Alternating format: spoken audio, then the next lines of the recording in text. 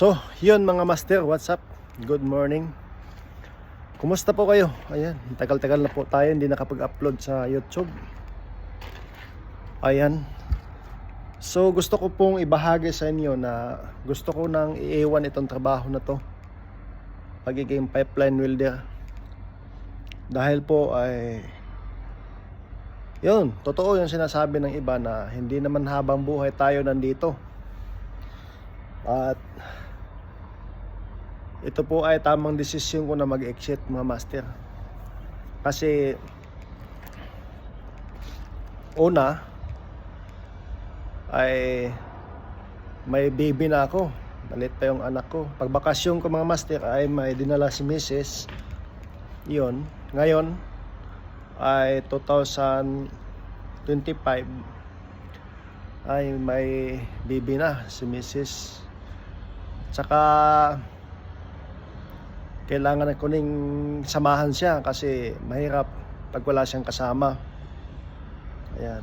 Kunti naman yung naipundar natin, hindi gaano malaki. At least mayroon tayong nabili na new gun, mga farming. Ayan. So sa mga next video natin mga master, ibabahagi ko po, i-upload ko dun sa, i-update ko po kayo sa ating nabili na mga new gun, mga farming. Nagpa-farming tayo.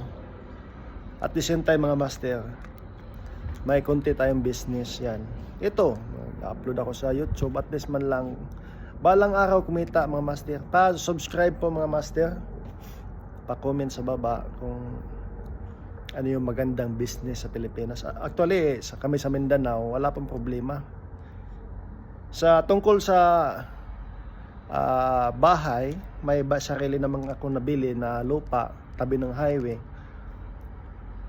Hindi naman gaano kagandahan yung itatayo natin bahay doon. At least mayroon. No? Bala ko nga yung mga simple lang. Hindi tayo magtatayo ng mga magagandang bahay. Kasi ganun pa rin pag tinamaan ng lindol. Ngayon, lindol ng 6.4 dyan sa Mindanao, dyan sa Dabaquintal, ay nakaranas talaga ng tumatagal talaga yung bahay pag wood mid yung bahay mo. Pag simento talaga pag concrete ay lumalaban kasi kaya nabibiak. Sa sobrang bigat, nagda-down siya. So posibleng babagsak talaga o mag-iba. Ayan. So ilang